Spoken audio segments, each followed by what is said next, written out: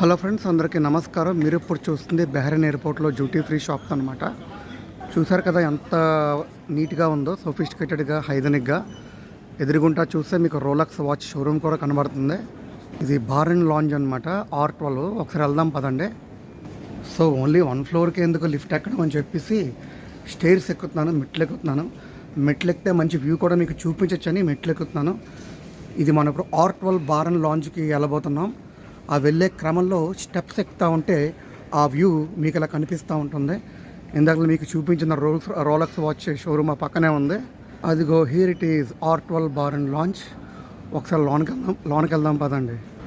వచ్చేసామరా R12 Bahrain లాంచ్కి. చలో ఒకసారి లోనికి వెళ్దాం.